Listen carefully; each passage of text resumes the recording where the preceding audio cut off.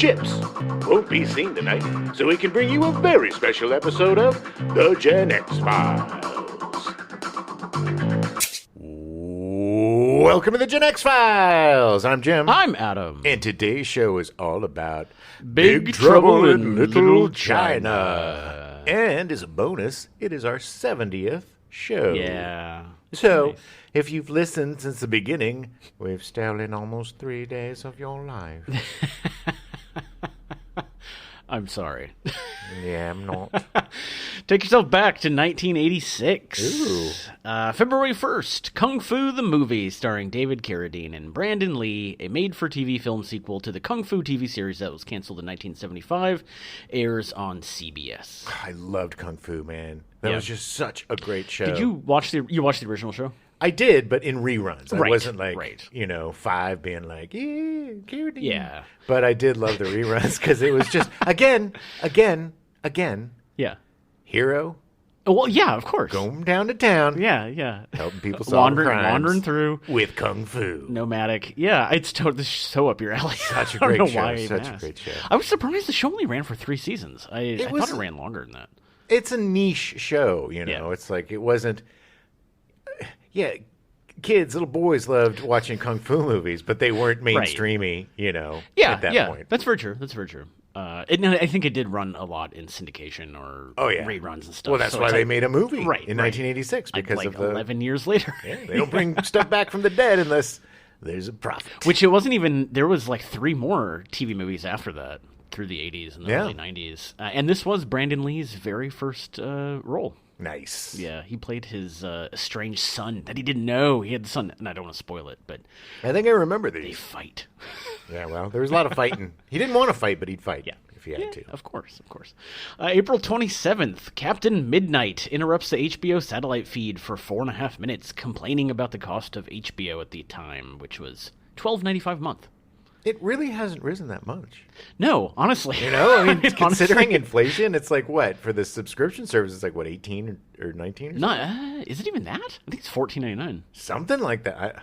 I pay for it. I got to start paying attention to my bills.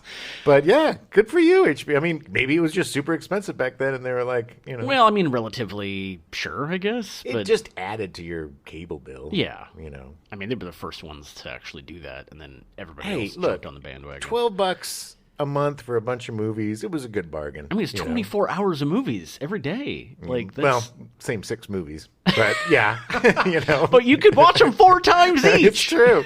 It's true. Yeah, Just park or the kids twice. in front, and they'd watch like 6 R-rated movies before 6. I- But yeah. back then they wouldn't show R-rated movies before prime time. Right, Like right. they would keep it pretty clean during the day, to the bane of horny little children, little boys that want to watch boobies. But Yeah. I think Showtime, or one of them, maybe Cinemax, yeah. didn't have HBO, such a policy. HBO, only time I ever watched HBO growing up was on New Year's Eve when I went over and hung out with my friends. My parents would go to their friend's house for New Year's Eve, and they would do, I remember like Herman's Head or something. It's not Herman's Head. There was No, another that was a show, Fox something show. like that. There's something, anyway. It was something I was not interested in, but before The midnight. one with Brian Benben? Yes. Dream On? Yes, I think it was Dream On. Yeah. And I would always be watching it and be like, I don't understand this. This is dumb. But then, right before midnight, from 11 to midnight, they would play Fraggle Rock. Oh, yeah. And I remember just being so excited every yeah. year of like, hey. Dream On was a good show. Yeah. Brian it was. Benben. It was. good. I wonder what happened to Brian Benben. Way Um, back when. he- Okay. I don't know. But yeah, HBO, man. A good bargain then. Yeah, And yeah. a better bargain now. Well, and this is also, Captain Midnight was very, very 80s because you can't do that now. No. You can't break into a satellite feed. There was a lot of weird stuff going Yeah, on like that. the whole Creepy weird Max Headroom guy Yeah. who did that. Yeah. creeps. Yeah. May 1st, A Great Wall is released, a comedy drama written, directed, and starring Peter Wang. It was the first American film shot in communist China.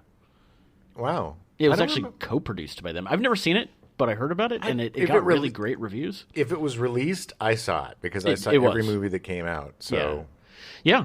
It was. It did very well for Peter Wang. I'm not sure what he's done since then, but it was. People were saying, "Oh, it's a brand new thing with China and how it's going to open up everything," and yeah, and that's where we are now with China and Yeah. Marvel kowtowing to China all the time. Yeah, well, Yeah. hey, money talks, baby. They have 1 billion people. That's a lot of money, a lot of seats. It's lot of butt show seats. business, not do the right thing. All right, that's true. July Bastards. July 2nd, Big Trouble in Little China is released in theaters. Cricket, cricket. Much more with a whimper than a bang. That's me doing crickets. Nice.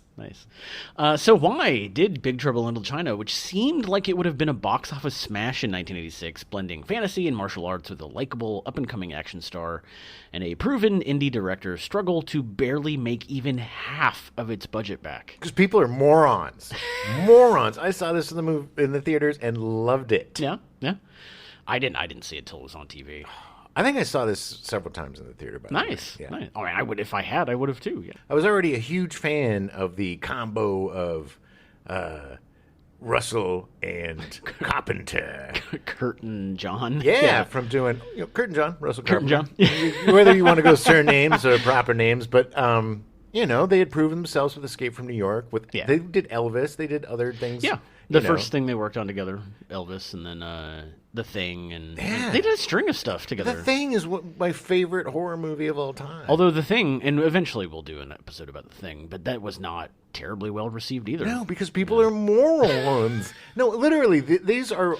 If you look at the movies that people, these movies that slip through the cracks that end up becoming huge cult hits, they have a certain sensibility that's a little bit ahead of its time. Yes, strong women characters. The big macho male John Wayne character is a bumbling boob. Right. It's like people aren't ready for change until they're ready for change, and great movies slip through the cracks and become cult hits because people are morons. Yes, they grow into the movies. Exactly. Yeah. So the first version of the screenplay was written by first-time screenwriters Gary Goldman and David Z. Weinstein. Goldman had been inspired by a new wave of martial arts films that had all sorts of weird action and special effects shot against this background of Oriental mysticism and modern sensibilities. Oriental, though? Yeah. This is already problematic. It's very much of its time. Yeah. I started reading the Golden Child adaptation, Yeah. and they use the word Oriental a lot. Well, I don't think it was used pejorative. I don't think it was like Not negatively. Yeah, I think it was more just a term. Yeah. You But it was still not. Yeah. It was ignorant, but like Yes. But 100%, yeah, yeah. I don't think anyone meant anything bad by it. No, it was just that casual racism that just permeated the entire time, where anybody that wasn't white was just fair game for any sort of stereotype or making fun of, and everybody just accepted it as okay. Yeah. Woohoo! Old times. I just found out, total speed bump, but I just found out that paddy wagon apparently is a derogatory Yeah, term. for the Irish. I did not know that. Oh, stick it to the paddy wagon. I had no idea. Yeah, that's where they throw all the drunken Irish bastards. A friend all of the potato eaters. A friend of Phoebe's from Boston heard it and just freaked out, and I was like, "What?" Like I've never connected that. The Irish experienced an insane amount of yes. discrimination, right? To the point where even now it seems like it's just fine. Well, it's just funny because it's like it. Yes, we still talk about leprechauns and drunken Irish people, and it's just we make fun of them, the potato eating, having tons of kids or whatever. But they did take a lot of flack, I mean, most immigrants did, it's just like. But it was just crazy how much they hated the Irish Catholics. Yeah, that's true. Anyway, it was just one of those. I was firmly determined that it was not a racist term, and then I looked it up, and I was like, hey, look at that, I'm an idiot. The Irish Catholics, they've gotten their revenge. They're on the Supreme Court now and dictating everything we do. So, way to go. Maybe they were right to discriminate against them. No. Just kidding. No. Just a joke, please. Gary Goldman would go on to write the script for the 1990 Schwarzenegger hit Total Recall. Total Recall. Yeah. Which I mean, it's such a great movie. It's a great movie. Man. It's a great movie. It's a great absolutely great of its movie. time. It's like one of those perfect time capsules of the 80s. It's just like it. Oh yeah, or early 90s. Was it 80s? 1990. Yeah. So I mean, it was that bridge. So it's still everything that's like 1 and 2 of the next decade is still to me of the previous. It's still decade. the the transitory bleeding over. period Yeah, exactly. So they had written the original script for Big Trouble in China. It was written originally as a Western set in the 1880s with Jack Burton as a cowboy who rides into town. Oh, man, I want this movie. I want it. I agree. I think it sounds really fascinating. Goldman and Weinstein envisioned what amounts to a weird Western. They took inspiration from movies like Bring Me the Head of Alfredo Garcia by Sam Peckinpah in 1974. Have you seen that movie? No. Oh, my God. Yeah. That movie is incredible. If you want to see one of the greatest performances, Warren Oates is the lead in that. And it's not like a Western in the West. Yeah, it's a It's neo-Western. Yeah. It is just this really cool movie about this guy going down to Mexico to go get the head of Alfredo Garcia. No, but it's very complicated. It's really great, and it's got all that Peckinpah violence and that crazy Peckinpah blood that just looks fake enough to make his violence palatable, you know? He's fantastic. But I love, that is one of my favorite movies. My first college roommate, Mike Reese, he and I bonded over that movie. Oh, nice. Yeah. Nice. I'll have to put it on my list. El Topo by Alejandro Jodorowsky in 1970. Another great one. Another great movie, yes. The Valley of Guanji in 1969 with dinosaur effects done by Ray Harryhausen. Yeah, Dinosaurs. Dinosaur effects done by Ray Harryhausen. Oh, man, that's a great one, too. That was one that would play on the Creature feature. And Yeah. I don't know what happened to my voice. But it combined two of my faves, dinosaurs and westerns, man. It was Ray Harryhausen's least favorite movie he worked on. Yeah, it's horrible. It's horrible. And Billy the Kid versus Dracula, 1966, starring John Carradine. That I did not see, I don't think. Yeah. Maybe, because I watched a lot of Creature features. They might have slipped it in. I kind of assumed it would be on like Tubi or something, like one of those free streaming services. It was not. And I think part of it is because Carradine has gone on record stating it's the only film he regrets making. And that's insane, because he made a string of horrible movies to satisfy his, shall we say, horse habits. It was actually done as a double feature with... and he's the father of David Carradine. Yeah. From There was another Western movie. It was somebody versus the Wolfman or something, but I don't remember who it was. Yeah. Maybe Wyatt Earp versus the Wolfman Maybe. or Buffalo Bill or something. Anyway, they were just awful, awful movies. Those, dinosaurs cool. The Universal monsters in Westerns, not so much. Although, I will say that one of the best DLCs for a video game ever is the Undead Nightmare expansion for the original, or Red Dead Redemption, I guess, 2. The original Red Dead Redemption, which was a sequel Right, to the Red original. Revolver. Yeah. For you nerds. Red Dead Redemption. Yes. But that was like a completely new game, and it was so much amazing. fun. And, Absolutely fun. And it fit so perfectly and was so well done. So Goldman and Weinstein submitted the script to Taft Entertainment Pictures executive producers Paul Monash and Keith Barish during the summer of 1982. Monash bought their script and had them do at least one rewrite, but still did not like the results. This seems to happen a lot. Oh, yeah. Like, hey, I'm going to buy the script from you. I don't like it, but I'm going to buy this script from you. Because they like the idea. They like the conceit, and they know if they buy the idea, then they can eventually fire the writers and have somebody come in and make the conceit good. Monash remembers...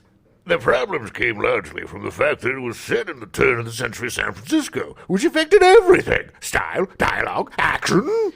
Goldman rejected a request by 20th Century Fox for a rewrite that asked for major alterations. Bold for a guy. This is their first script, right? Yes. This is their first script, and they're... oh, my... Okay. He was mad when the studio wanted to update it to a contemporary setting. So guess what happened next? Pew! Studio fired them. That's their bodies going back to Ohio. Never to be it's seen again. so ballsy to be like, well, you wanted the script. The hubris of youth, my friends. Yeah. You gotta compromise with the studios if you want to have a career. Unless you're, Scorsese or No, you some have a sort of track auteur. record. Yeah, Sure. you can't just come in. First of all, so few scripts are bought, actually. It's like 12, 15 scripts. There's probably a lot more with streaming services. Back then, Right, it was every studio would only purchase a handful of scripts every year and develop even less for their slate. So just the fact that you got purchased and fast tracked to be made into a movie, you've hit the lottery. So for you to be like, well, I don't know, I think you're wrong. Contemporaries for losers. Yeah, I'm sticking by my vision. Take it. I'll walk. I will walk. Okay. Take a walk, baby. Regardless of them being fired, they still wanted credit for the contributions, being extremely vocal about it. Yeah, well, I get that. I mean, of course. Yes. I mean, but this was even before they brought on another writer and before there was any rewrites done. Right. Because, I mean, at the end of the day, it could have been none of their words at all on the page. Well, it was dumb of them to die on that hill. Yes. And not, because it's also more money when you do the rewrite, and then it would have been still their project. Right. But because they got snoots, then, they got the boots. If you get the snoots, you get the boots. Yep, exactly. Put that on a T-shirt. The studio brought in screenwriter W.D. Richter, a veteran script doctor and director of The Adventures of Buckaroo Banzai. Oh, baby. To extensively rewrite the script. Good. That movie is brilliant. Yes. Brilliant. One of the best sci-fi movies ever made, in my opinion. I gotta be honest, I don't think I've ever seen it. Holy shit, Adam! I am cursing because I am so appalled. I may have watched it in college, but I do not remember. We might have to boost that up and put it on the board and do a show quickly to get you to watch it because you would love it. Well, we can. It's just Jeff watch Goldblum. It. Yeah. Oh, and yeah. Okay. And it's okay. RoboCop, man. Peter Weller. Yeah. And it's. Does he play RoboCop in the movie? No, he's Buckaroo Banzai. I know. Oh, he's Buckaroo. Yeah. Banzai. Okay. And you got Christopher Lloyd as like an alien really? from a different I've dimension. The whole thing is seen Buckaroo this. Banzai is this scientist. Okay, look, I can't do this because Okay, I'll take up all the right. entire show. All But right. good We'll God, I can't believe put it on the board. Wow, confessions, baby. I didn't know. I'm being honest. I'm just being honest. I'm hurt. I don't want to pretend I've seen something I haven't. Let's shake this off. So essentially, W.D. Richter removed all of the weird Western elements from the script. Goldman contacted Richter and suggested that he should not work on the script. Richter told him, I'm sorry the studio doesn't want to go forward with you guys, but my turning it down is not going to get you the job. They'll just hire somebody else. almost everything in the original script was discarded except for Lopan's story. Richter realized that what it needed wasn't a rewrite, but a complete overhaul. It was a dreadful screenplay. This happens often when the scripts are bought and there's no intention that the original writers will stay on. Yeah, so that essentially what you said was true. They bought the idea. Yeah. And they had no intention of dealing with the two writers. Richter used Rosemary's Baby as his template. The foreground story in a familiar context, rather than San Francisco at the turn of the century, which distances the audience immediately. And just have one simple remove, the world underground. You have a much better chance of making direct contact with the audience. He wrote his own draft in 10 weeks. Well, he had a good I mean, yeah. base point, you know. 10 weeks is plenty. I mean, that's plenty. Fox wanted to deny Goldman and Weinstein writing credit and eliminated their names from press releases. They wanted Richter to have sole writing credit. It's not fair. They have to at least put... I agree. I mean, they wrote the original product. They should have gone a story by credit. Sure. And then written by Richter, which is what ended up happening. In March 1986, the Writers Guild of America West determined that written by credit would go to Goldman and Weinstein based on the WJ screenwriting credit system, which protects original writers. However, Richter did get an adaptation by credit for his work on the script. Director John Carpenter was disappointed that Richter did not get a proper screenwriting credit because of the ruling. Carpenter also made his own additions to Richter's rewrites, which included strengthening the Gracie Law role and linking her to Chinatown. Nice. Removing a few action sequences due to budgetary restrictions. Wah. Yeah. And eliminating material deemed offensive to Chinese Americans. Nice. Yes, which is good. Carpenter is good at that. The characters in the film reminded Carpenter... The characters in Bringing Up Baby is Girl Friday. These are the 1930s Howard Hawks people. The rapid-fire delivery of dialogue, especially between Jack Burton and Gracie Law, is an example of what the director is referring to. Yeah, it was really fun. I mean, they Yeah. had a good snappy repartee. I mean, that's part of the reason that I because of this movie is why I love film noir, because I was used to that dialogue. I love that type of dialogue. Once you watch it, it's really a great mix of so many different elements that really work well together, but people just weren't ready to see together. No, they were not. Barish and Monash first offered the project to Carpenter in July of 1985. He had read the Goldman-Weinstein script and deemed it outrageously unreadable, though it had many interesting elements. Regardless, the project fulfilled Carpenter's long-standing desire to make a martial arts film. Curious about all different genres. Of course he was. You know? Yeah. He was great. Carpenter had just come off directing the Oscar-nominated Starman with Jeff Bridges. I 100% forgot that he directed that. 100%. It's weird. I mean, I loved Starman. It's a great movie. It doesn't feel like a Carpenter movie. It doesn't. I mean, I probably need to watch it again. It's been a long time. Because it's like a Hollywoodized Carpenter film. Yeah. Because it still has the elements Yeah, of a Carpenter film, but it's more soft and sweet. It's basically Jeff Daniels is E.T. Jeff Bridges is E.T. Not Jeff Daniels. Wow, an alien. Hey. Hoo-hee-how. Yeah, Jeff Bridges is absolutely incredible in that movie. And so's Karen Allen, by the way. Yes, Karen Allen's great Let's too. not forget her. Oh no, it was a great movie. It was. After seeing footage of Starman, the executive producer of the Superman film series, Ilya Salkind, offered Carpenter the chance to direct the latest Alexander Ilya Salkind fantasy epic, Santa Claus the Movie. That was with Dudley Moore, right? Yeah. As the elf. Yeah. I don't even remember anything about that movie. Was it a flop? I don't think it did anything. Yeah. I don't know, though. I don't know. I don't think it did, to be honest. Salkind made the offer to Carpenter during lunch at the Ritz, and while he loved the idea of differing from his normal traditions and directing a children's fantasy film, he requested 24 hours to think about the offer. The next day, he had made a list of requirements should he direct the film. They were 100% creative control, the right to assume script writing duties, being able to co-compose the film's musical score, total editorial control, the casting of Brian Dennehy as Santa Claus, and a $5 million signing-on fee. the same amount that the film star Dudley Moore was receiving. I don't think that's, I mean, yes. You would have gotten a really good movie. Yeah, you would have. I think yeah. to get a Carpenter movie, those demands are not unreasonable. No. But that's unreasonable to a studio, especially Yes. for an indie director. Yes. Salkind immediately withdrew his offer for him to direct. Yeah, because he was a control freak too. Yeah, You know, it's of like course he you was. can't have two Yes. control freaks working together. 20th Century Fox was afraid that the production would create major overruns and hired Carpenter to direct because he could work fast. He had a proven track record doing his indie movies.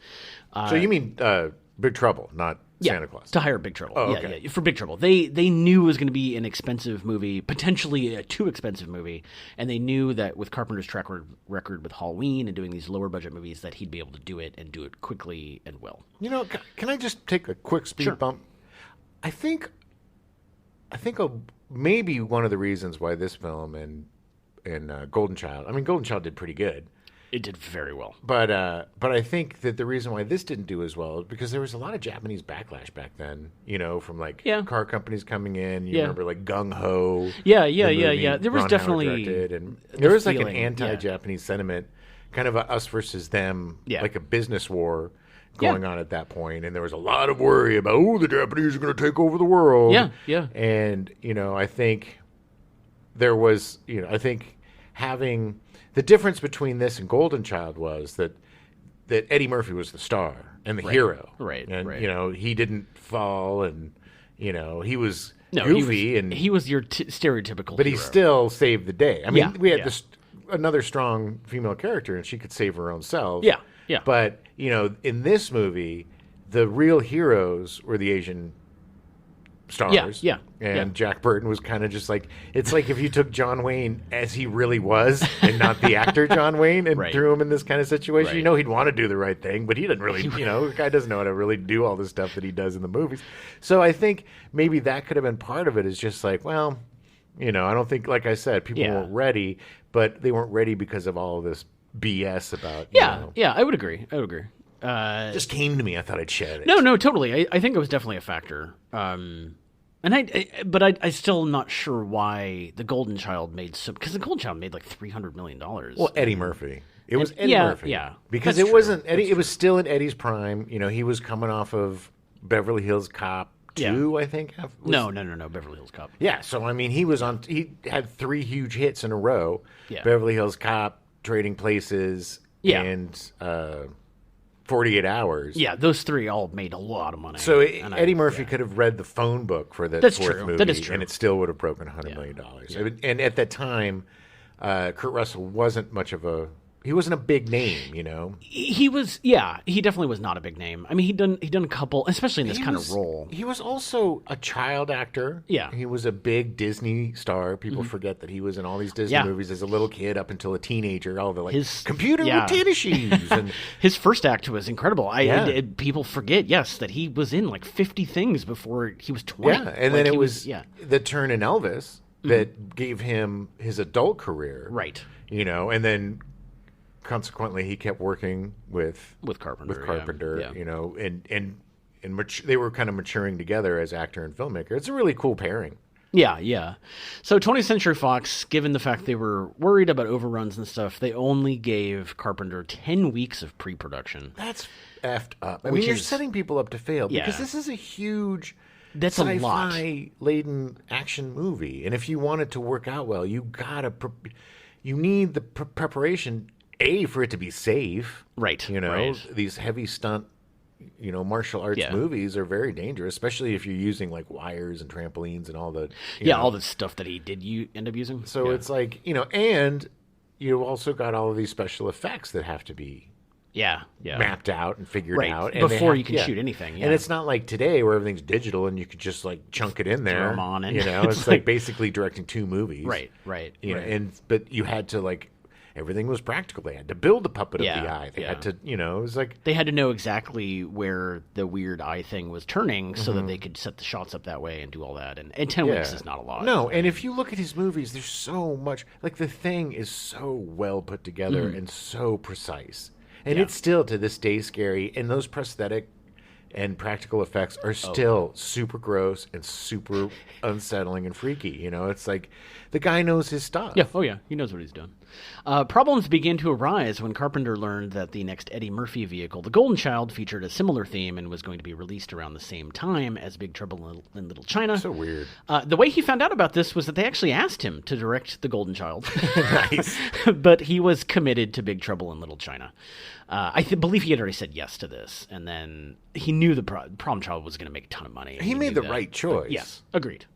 He made the better film, and you know, historically a better loved film. Yes, totally. Carpenter said, "How many adventure pictures dealing with Chinese mysticism have been released by the major studios in the past 20 years? For 2 of them to come along at the exact same time is more than mere coincidence." Yeah, and this wouldn't be the last time something like this would happen. No, we had it goes on volcano all movies, the time. Yeah, we had asteroid movies. Yeah. There's always competing movies, you know. Especially these big budget, like blockbuster things. But weird ones, like why 2 asteroid movies? Why 2 volcano movies? Like, was anybody clamoring for, they're making the volcano movie, we got to make Dante's Peak? Well, I don't know whichever one came first. I'm sure that there are scripts passing through all the studios, and they pass on Armageddon, and then suddenly somebody else picks it up, and they're like, oh my God, we got to make Deep Impact now. Yeah. You know, I mean. No, I get it. Yeah. It's just, it's very blatant, and it seems to, you know, one of the pictures is doomed to fail. It is, I mean, they still, as far as I know, they all both kind pictures of make are doomed money. to fail because I think both of the volcano pictures did not do crappy terrible because they were bad movies. They just weren't good movies. The Tommy Lee Jones one was it's a guilty pleasure. I don't know what it's called. Is that the one with the volcano in L.A.? Yeah, it comes out of. I think it's just called Volcano. Is it Volcano? Yeah, that's the one where it comes out of La Brea tar pits. Yeah, yeah. Apparently, there was a dormant volcano underneath there that nobody knew about. Yeah, but it's got a great cast and it's so cheesy and so much fun. And Dante's Peak it's not as fun. It's just Dante's Peak is the one where they try to get across. That's Pierce Brosnan. Yeah, maybe. And the boat, and the woman gets out and pushes him along, and essentially just melts. Yeah, there's a melting scene in both movies. Like there's the guy that's walking down the subway. He melts. God, I haven't seen either of those in forever. There's a reason. To beat the rival production at being released in theaters, Big Trouble went into production in October of 1985, so it could open in July of 1986, 5 months before The Golden Child's Christmas release. Again, the filmmaker suffers because of commerce. Because of the business side. So Carpenter moved on to casting. To compete with rival production The Golden Child's casting of box office draw Eddie Murphy, Carpenter wanted a big star of his own, and both Clint Eastwood and Jack Nicholson were considered, but turned it down. I'm too busy. Me too. I can't see either of them in this movie. I actually could. Well, Jack Nicholson at would. the time, yes. I think if people forget that Clint Eastwood did a lot of comedies in the 70s. He did. He was Actually, more of a that's straight true, man, but yes. he's a really funny guy. And I think Clint Eastwood playing against type and being a bumbler would have been hilarious. It would have been awesome. It would have. This movie would have been. It's so hard for me to see him that way because he's so serious now. Oh, yeah. Like Yeah, but I think, watch Any Which Way But Loose. I know. But, it's like, I think that would have been hilarious. Jack Nicholson, I don't know. I mean, I just don't see it. I don't see him. I'm sure he would have been great. But, but it still would have been, But still, it's like, he probably secretly knew that it was going to be Kurt Russell all along. Yeah. I mean, I think it was to appease the studio and just like, hey, we're going to try. And honestly, I mean, I don't know.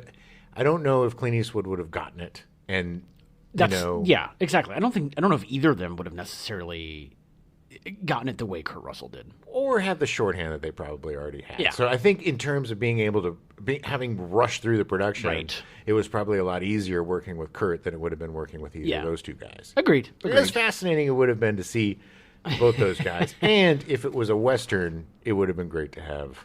Clint Eastwood. Russell and Carpenter had worked together on a number of films, as we said. Elvis in 1979, the made-for-TV movie, Escape from New York in 1981, The Thing in 1982. Both of those movies, man. I remember seeing Escape from New York for the first time on HBO or one of those things and just loving it. Loving it. And it's like the opening when he's getting all of his gadgets. And he's got his one eye, and, and his cool little leather outfit and his eye patch. And he was just, I'm Snake Plissken. He didn't give an F about S. It was such a cool character. Yeah. And it had Donald Pleasance. Yeah. Oh, yeah. Russell was initially not interested because he felt there were a number of different ways to approach Jack, but I didn't know if there was a way that would be interesting enough for this movie. It's interesting. To me, that's really interesting that he was worried about doing it right. Yeah, because it was a different kind of role. Because he's used to playing outsider characters and different characters, but to play a bumbler, maybe it was because he's basically the lead as a second banana. Yeah. Which is very, it's like a bait and switch for the audience. You think you're getting heroic. Jack Burton doing all the heavy lifting, but it's really all the other guys that are taking care of business. It's a big ego check for the actor. Yeah, and I think it was cool of him to take it, and I think it was maybe he was thinking like how he could maintain his appeal to his fans with still doing justice to this character. Right. After talking to Carpenter and reading the script a few more times, he gained insight into the character and liked the notion of playing. A hero has so many faults. Jack is and isn't the hero. He falls on his ass as much as he comes through. This guy's a real blowhard. He has a lot of hot air, very self-assured. A screw-up. Russell felt that at heart, Burton thinks he's Indiana Jones, but the circumstances are always too much for him. Russell felt that the film would be a hard one to market. This is a difficult picture to sell because it's hard to explain. It's a mixture of the real history of Chinatown and San Francisco blended with the Chinese legend and lore. It's bizarre stuff.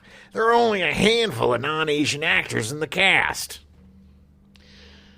I am so incredibly happy that Kurt Russell was cast in this movie. Me too. He's so good. It's one of my favorite things he's done. Yeah. Well, look. So good. I love everything. I mean, The Thing... Yeah, that's one of my top 5 movies of all time, and my, like I said, top horror movie. Oh yeah. But this is in the top 20. Yeah. Young Kurt Russell is one of the greatest action stars because he has such charm. Right. Yeah. And and the best part is when he plays against that charm, somehow he's still even more charming.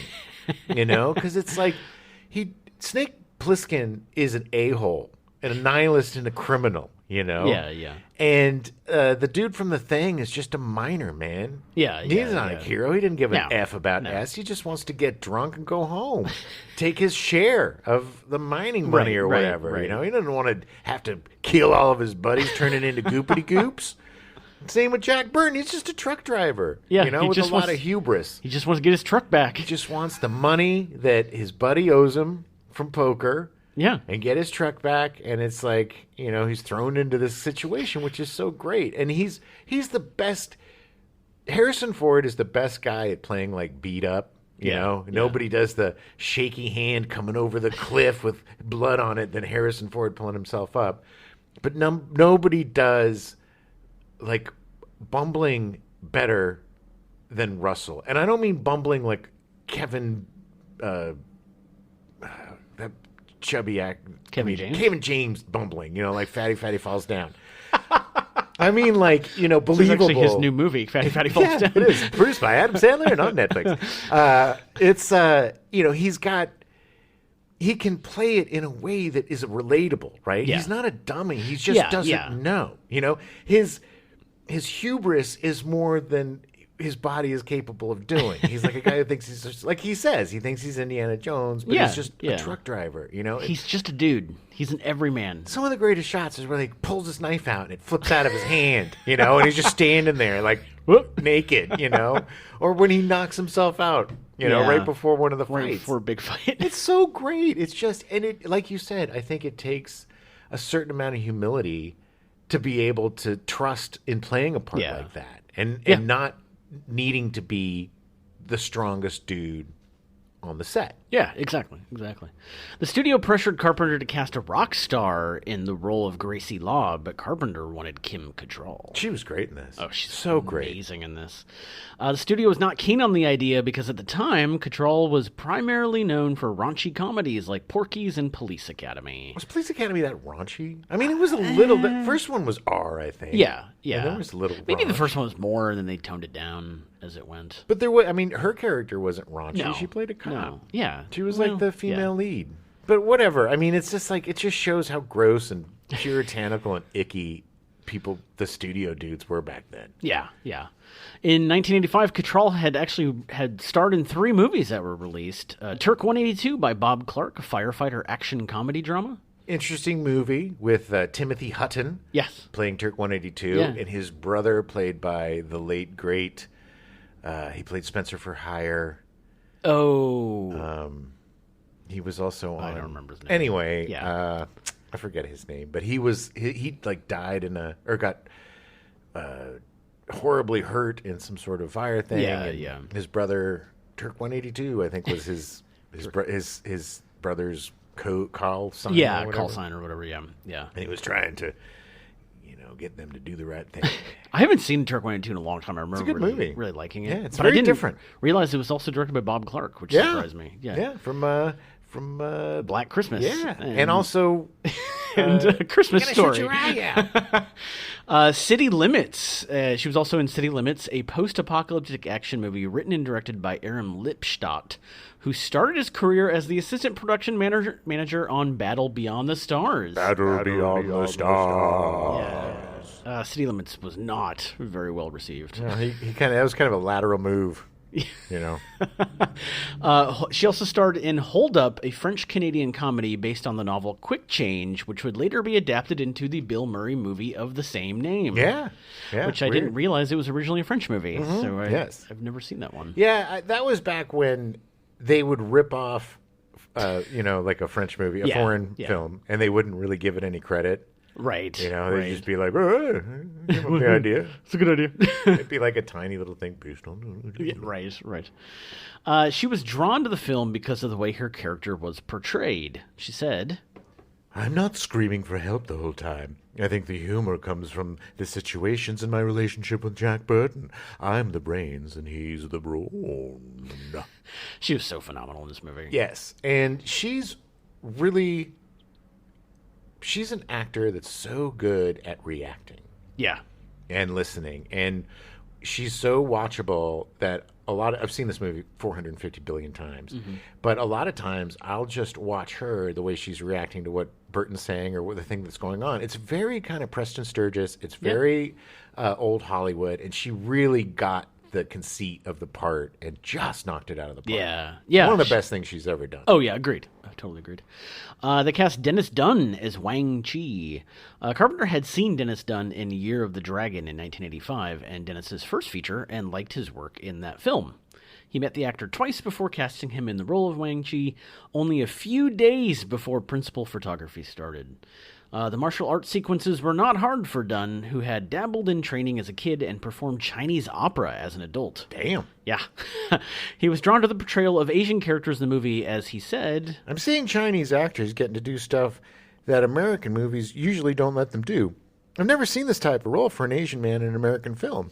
He was awesome. He was so good in this. Wang. Hey, Wang. He played off Russell so well. Yeah, but he also got that rapid fire dialogue. Yeah, I mean, yeah. it was like, watching Bogey, or, he really got the conceit. And he was very good. And the young lady that played opposite him, the other, his assistant to... Oh, yeah. that came around. But he was just like, hey, Jack, da-da-da-da-da. He had the rhythm down. He had everything down. And it was like, it was... He is the star of the film. Yeah. He's the one that tricks Jack into helping him save his fiance, or help get his fiance, who, brings, spoiler alert for a million-year-old film, who was kidnapped by Lopan, because he needs the green-eyed virgin? Pure. Pure. I don't know if it's a virgin, but pure. Yeah, to keep his immortality... Well, in check. He needs to get his corporality back, right? Because he was cursed by, I can't remember. Somebody in the. It was a real guy, but anyway, it's all based on real. It's real Chinese stuff, lore, yeah, and that's what makes it also very interesting.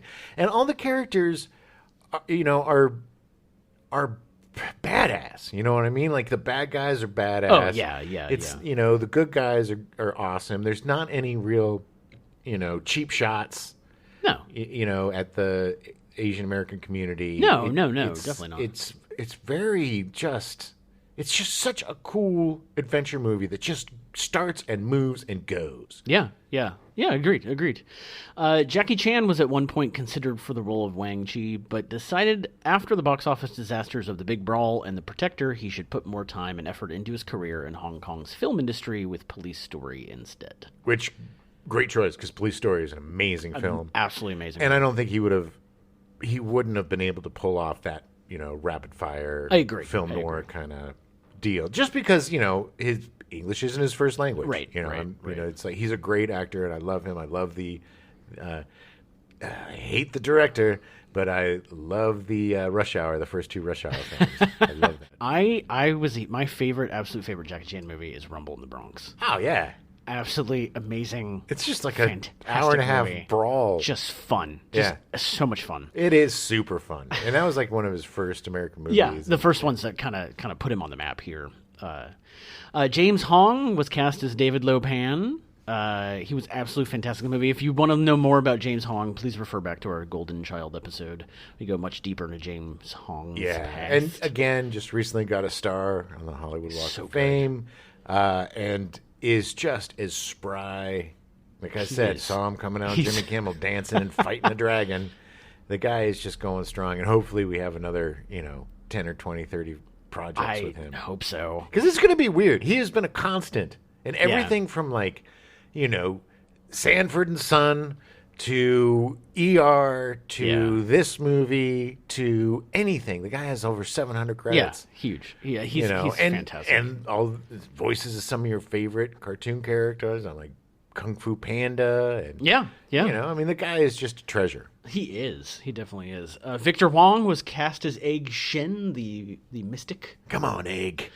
Give it to me straight. Victor Wong was also absolutely fantastic. Again, if you want to know more about, please reference back to our Golden Child episode. Yeah, these guys this was a good year for them. Oh, yeah. A couple of some really great parts. Like both of these. 4 really great parts. Yeah. And very well, the Victor Wong's parts were a little bit similar. And he wasn't as gross as Egg. He was a little bit more like heroic, which was very cool. He was kind of, but for James Hong, man, he definitely got to chewed that scenery, man. Yeah. He was so good. He was so good in this movie. But I feel like the Egg Shen character in this movie was more defined in Golden Child. Yeah. Like you could tell that there was like backstory and there was. They didn't need to resort to boogers and farts. He's so fantastic in this movie. Yeah. Oh, everybody. I mean, it's just such a fun movie. It's like every moment is great, and it leads into the next moment so perfectly. It's like it is to me a perfect movie. Nothing is wasted in this movie. No, it not at all. Has meaning and relates to other parts of the movie. It moves really fast and moves on a very logical path Yeah. for something that's illogical. Yeah. And it's like you don't question it. It just moves because we are brought in. The beauty of it is the I was going to say Russell Crowe, the Kurt Russell Jack Burton is the audience surrogate. So he is, he knows Wang, but he doesn't know the world. So it's what's going on here, Wang? Then he's asking for us. Yeah, exactly. What is it? Oh, I feel great now. And it was like the elevator scene's so fantastic. So much fun. It's situational humor. Yeah. They don't have to resort to gross gags or booger jokes or fart jokes because the characters are so well defined. And the writing is very strong. You throw them in the situation and it will write itself. Yeah. Well, no. I mean, yes, but it's like, the writing, the dialogue is what makes this film work because it's snappy, it's funny, it's unexpected. Right.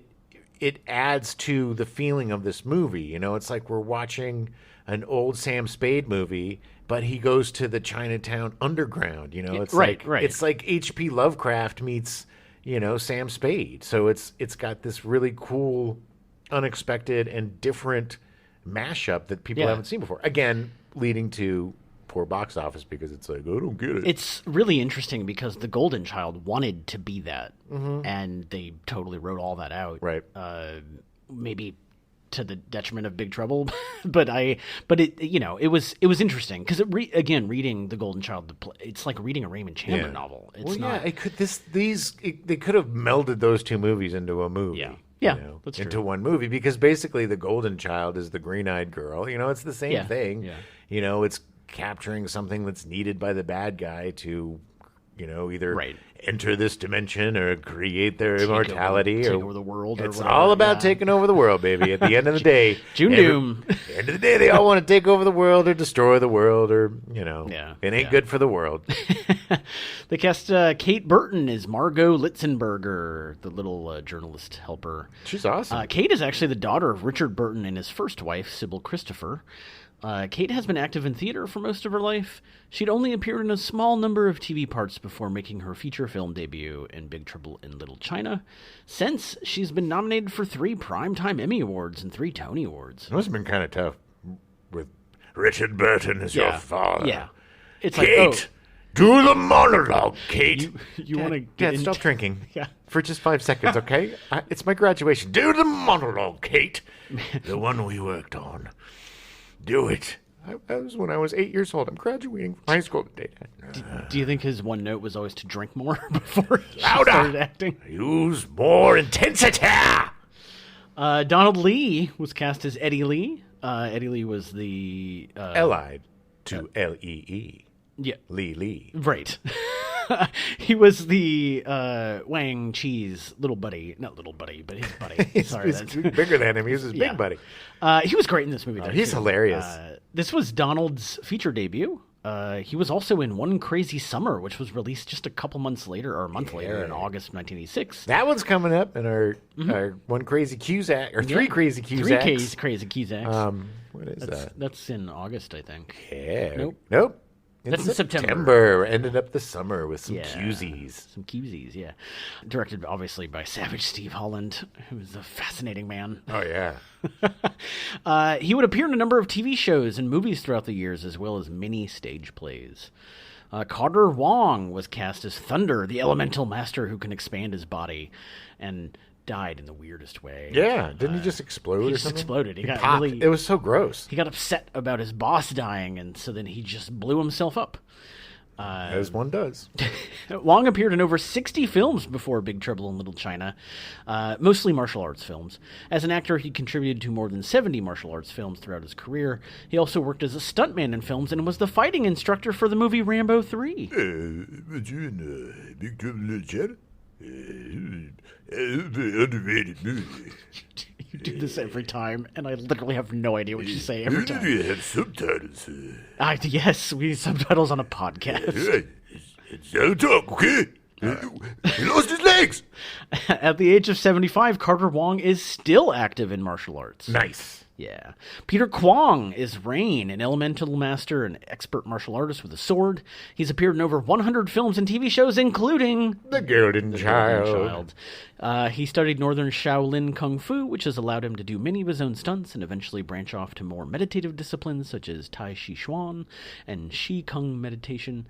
He teaches Tai Chi Chuan. I'd like to learn that from him. I'm sure he's probably... I don't know if he's doing it here in L.A. Sensei, or... can I ask you about a Big Trouble in Little China? Hey, Sensei. He just kicked me out in like 3 minutes. Did you make your own rain, or do they have a rain machine? Just get on the mat, you nudge. James Pax cast as Lightning, the elemental master who can shoot bolts of lightning out of his hands. Pax made his feature debut in Invasion USA, starring Chuck Norris. Yeah, your favorite. No, Your favorite. Firewalker was my favorite. Which Invasion USA, is that the Red Dawn ripoff? Yes. Nice. Yes. Oh, Chucky. 100%. Just chasing blockbusters his entire career until he got Walker, Texas. Stranger? Yeah. He was Asylum Pictures before Asylum Pictures was. He would just find a movie and steal the idea and then make it himself. Let's do another movie.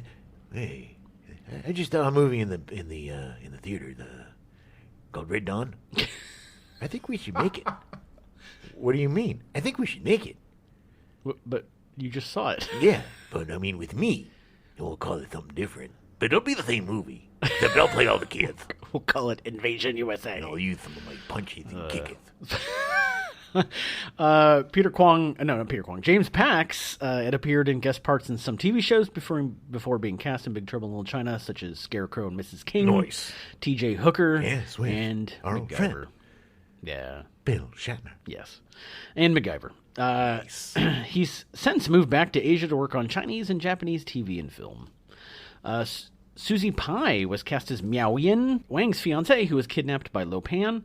Susie Pie was actually a Pet House Pet of the Month in 1981. What? Which I did not know literally until yesterday. Well, good for her. She appeared in Penthouse a couple of times, and actually appeared in a Playboy video as well.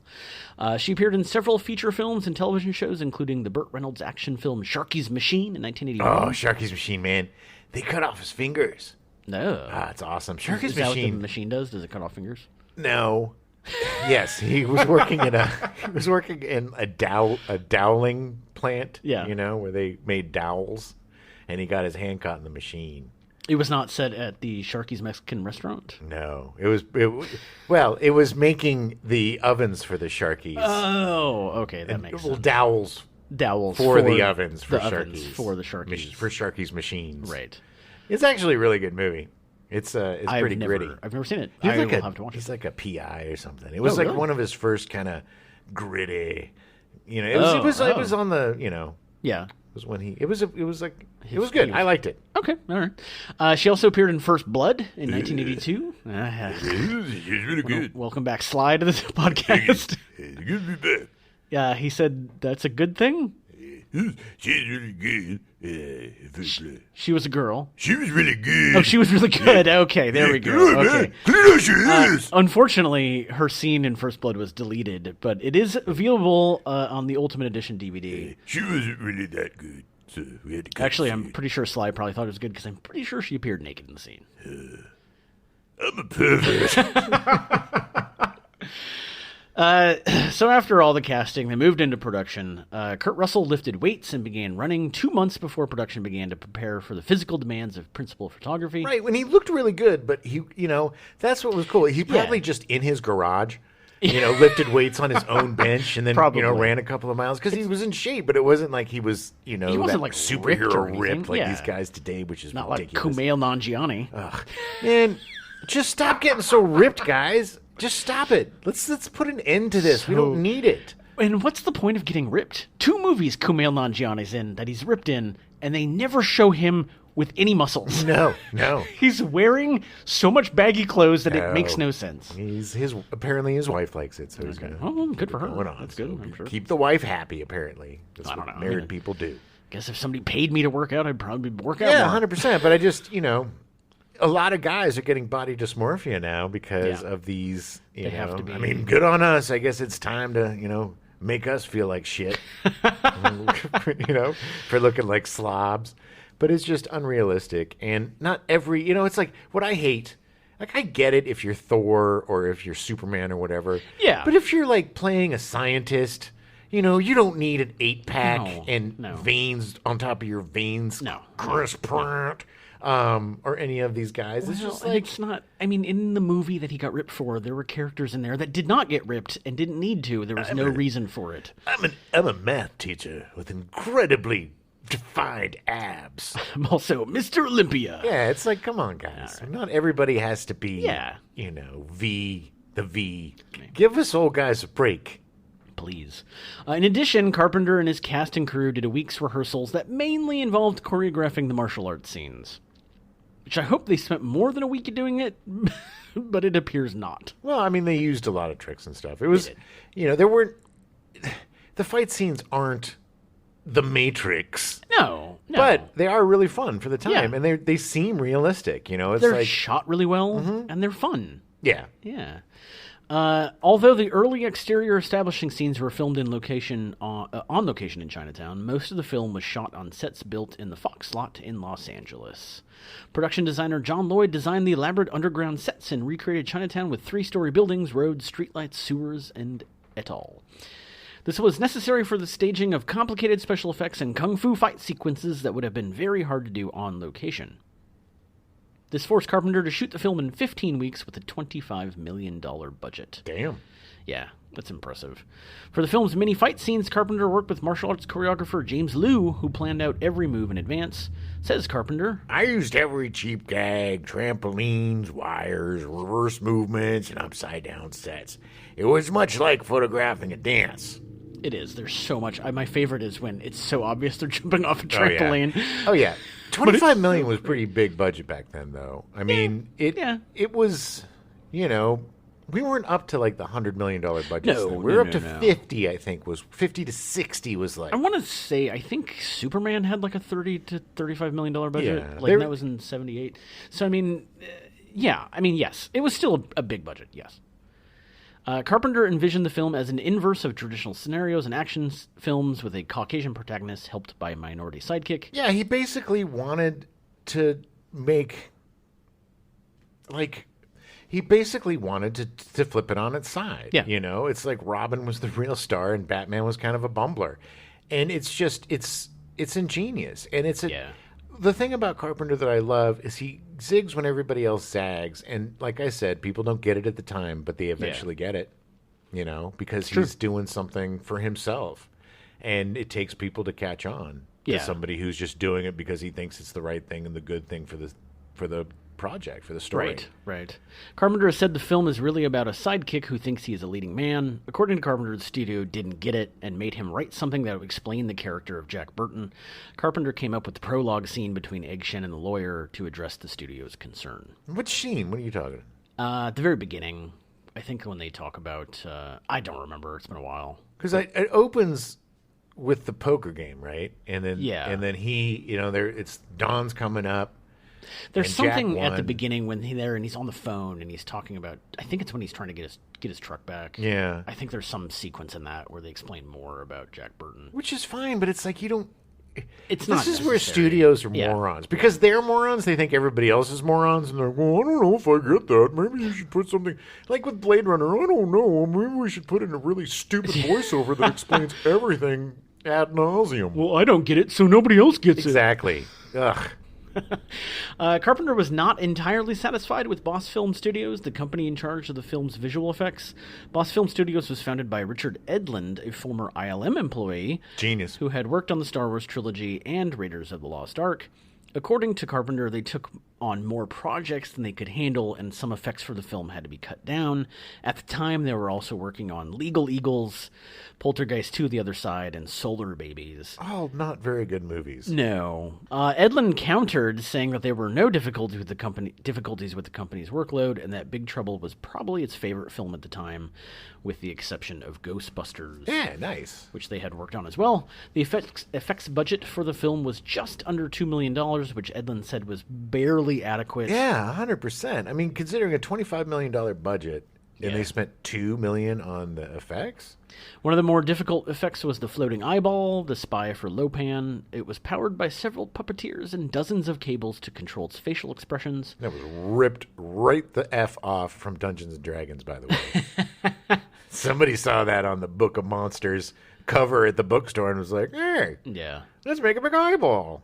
It was shot with a special matting system specially designed for the giant floating eyeball. It was a cool effect. I liked it. It creeped me out. It was. It totally was. It was great.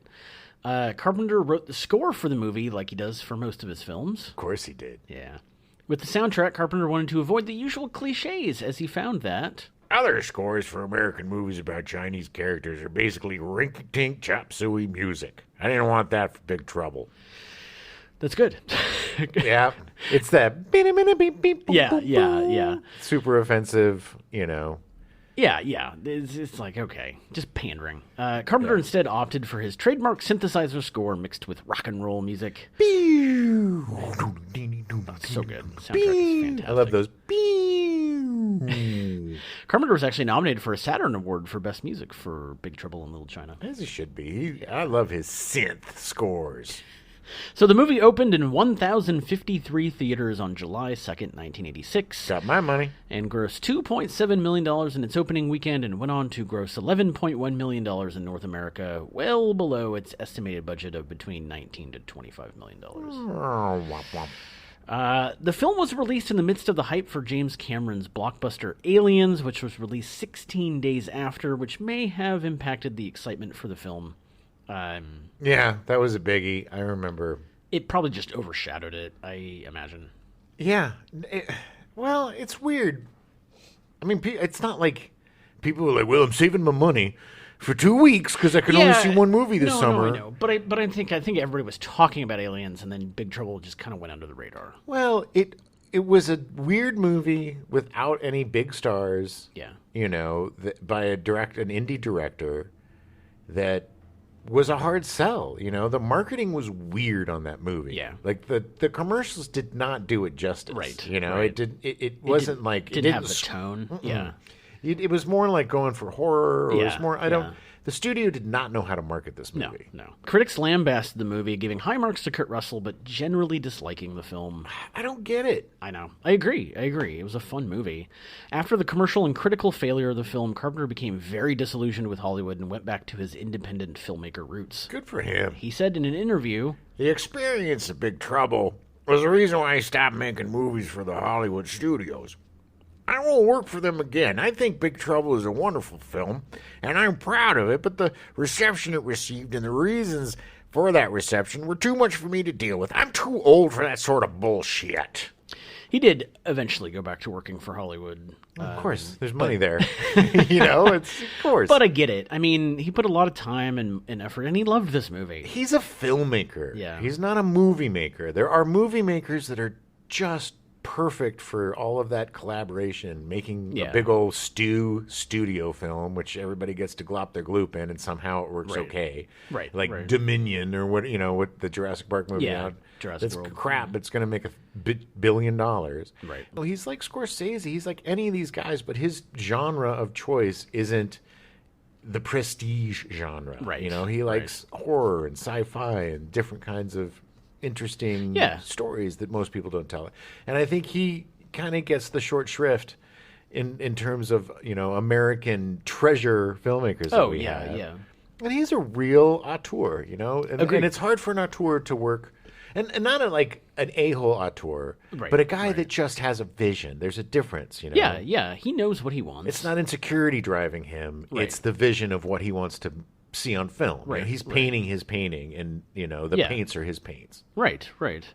Since then, the movie has had a resurgence in popularity from its home video sales and being on pay channels constantly, which is how I first saw it. Hey, man, I got it on Blu-ray. I got it on DVD. Oh, yeah. I think I even had it on Laserdisc. Nice. A tie-in side-scrolling beat-em-up video game of the same name was published in 1986 by Electric Dreams Software for the ZX Spectrum, the Commodore 64, and the Amstrad CPC. Yeah, nothing like that Amstrad CPC, man. Everybody had that.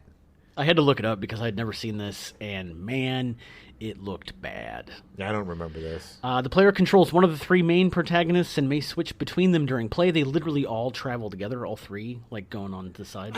Wasn't there an eye, too, that Yeah, you had to yeah, punch? yeah. I think I did play this on somebody's Commodore. The characters progress from right to left, an unusual orientation in the genre of game, rather than left to right. It's disorienting. Yeah, fighting oncoming enemies. Initially, the three characters fight unarmed, but each has a weapon of choice that can be collected. Jack Burton can use a gun with limited ammunition. Wang Chi can wield swords, which eventually break. The third character, Egg Shen, initially fires weak magic bolts, which improve with range and strength when he finds a magic potion. Critical reception was mixed. There was an NES version of the game released in 2016, which was a hack of the game Bad Dudes with new skins. Yeah, Bad Dudes. The gameplay looks really fun. You could actually buy an NES cartridge version of it through Etsy, but it's not available anymore. Oh. Yeah, it is available to download. So if you have an emulator and you want to buy you can download the ROM and play the NES version of this game. All of it totally illegal because it was not licensed at all. Well, then don't do it, people. But don't do it. Yes, we're not saying you should do it. No, we don't condone illegal activities. No. There was a board game released a few years ago, but copies of it go for $595 now. Yeah, it had a ton of cool little figurines based on the characters that you would use to move around. Nice. Like, it was really rad. It's too bad. Upper Deck also released a card game version that is still available for the more reasonable price of $45. Yeah. In June 2015, The Wrap reported that Dwayne Johnson was developing a remake to star as Jack Burton and produced with his $7 Productions film studio. Ashley Miller and Zach Stentz were hired as screenwriters. They had worked on the TV shows Andromeda, Terminator, The Sarah Connor Chronicles, and Fringe, as well as the movie Thor and X-Men First Class. X-Men First Class. There's a mixed bag of stuff. Fringe is basically the only thing that I know. I liked the first Thor movie. I thought it was good. And Andromeda was good. Thor wasn't well written, the first Thor movie, I don't think. It was fine. I mean, it was passable. It was bland. Yeah. You know? It was bland. Okay. They didn't know what to do with Thor, in my opinion. Yeah. Until Taika Waititi got a hold of him. And That's true. Because, the second movie was not great. it was just like, he was like Superman. Yeah. It's just dated. Yeah. In an interview with Entertainment Weekly, Johnson expressed interest in having Carpenter involved in the film. Carpenter responded, stating, It's very early in the process. I haven't spoken to Dwayne Johnson about any of this. I'm ambivalent about a remake. By August 27, 2018, $7 Productions president Hiram Garcia clarified that the film will be a sequel and a continuation of the previous film. Okay. Yes. Then I'm okay with that. I am okay with that. I am okay with you making sequels. I don't love it, but I'm okay with it. If you bring back Jack Burton, you know, and if you... I also don't think, and I'm sorry, I don't think Dwayne Johnson needs to be in every damn thing that there is, and I don't think he fits into this world. He is not. He's too Jack goofy. Burton. He He's doesn't not Jack have the gravitas. And I know that sounds stupid for this movie, but you have to be able to play a certain seriousness to the absurdity that I just feel like in these types of movies, he's always winking at the camera. You know? Yeah. It just doesn't seem like he commits. I mean, he's playing Dwayne "The Rock" Johnson. It's always Dwayne "The Rock" Johnson. Yeah. You know? And Jack Burton was a character. It wasn't Kurt Russell, you know what I mean? No, totally. They were very clear, making sure that the new film acknowledged the creative minds behind the new film acknowledged they have no intention of replacing Kurt Russell by recasting Johnson as Jack Burton, but will make a follow-up to the movie to the original. I think what happened is that they originally were going to, and then the backlash was like, don't do that. Yeah, and so they're like, oh no, we'll just make it a sequel. Yeah, which is smarter anyway, because then you have leeway to do other stuff. Remakes of beloved movies are a fool's errand. Yeah. There is no win on that. Even if it's decent, like the, Fright Night. They remade that with Anton Yelchin and the Penguin from the Batman movie. What's that kid's name? Colin Farrell. Okay. It was fine, but it was nowhere near as good as the first one, and it didn't need to be made. They're all pointless movies. They're just cash grabs, and they don't work, especially horror movies. Yeah. It's unknown if they'll be drawing material from the comic book series that continued the story from the film. They actually had a long-running comic series that continued right where the movie stopped. Ooh, I'd like to see that. Yeah, I think it was done in the 90s, if I remember correctly. I'd still like to see it. As of August 2021, Johnson is still confident that the sequel will happen. Almost a year ago. Yeah. I haven't heard anything about it. Yeah, but I mean, the same thing with Dwayne Johnson in Black Adam, this movie that I heard about like 10 years ago, and I was like, well, it's never going to get made, and I just saw a trailer for it a couple days ago. I have Dwayne Johnson fatigue. Yeah, I agree. He's great at what he does. He's a great entertainer. He knows. I give him props because he's a movie star. Yeah. And there aren't many movie stars left, and he is 100% a movie star. It's just, for me, I'm just not a big fan of the movie star, where it's like, I'm not, that's not true. It's just where the star, like Arnold Schwarzenegger or,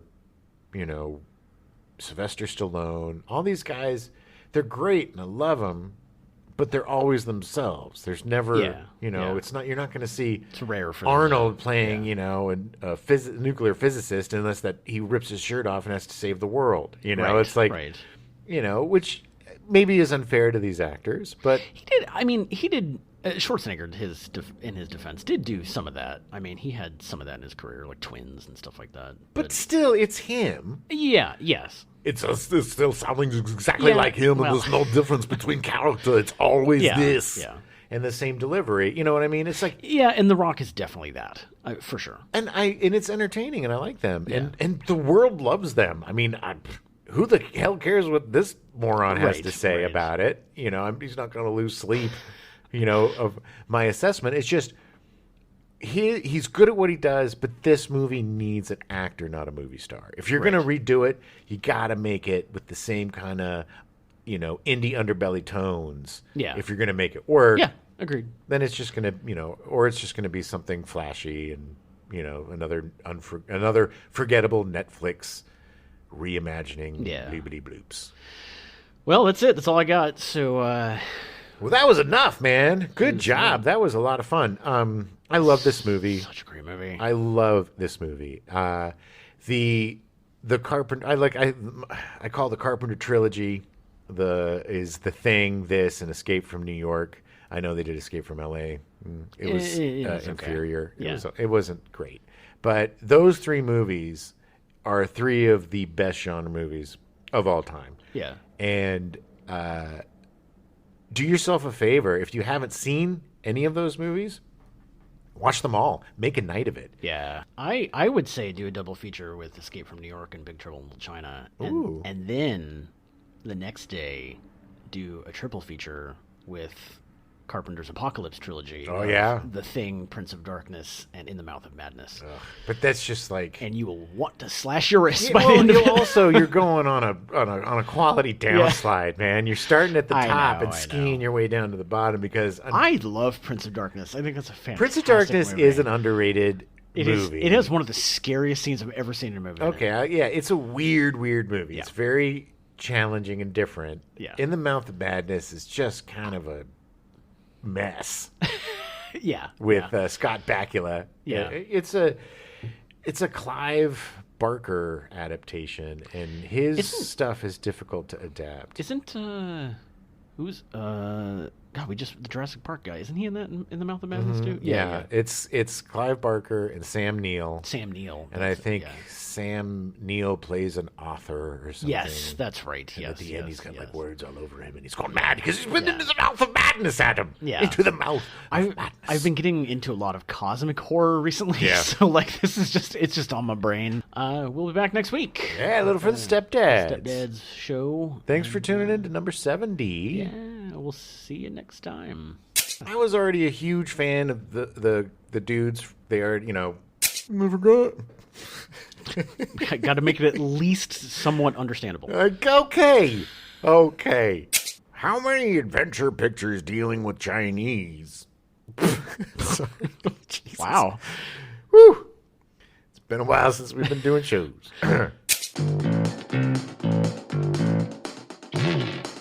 We now return you to your regularly scheduled programming. Perfect Strangers, already in progress.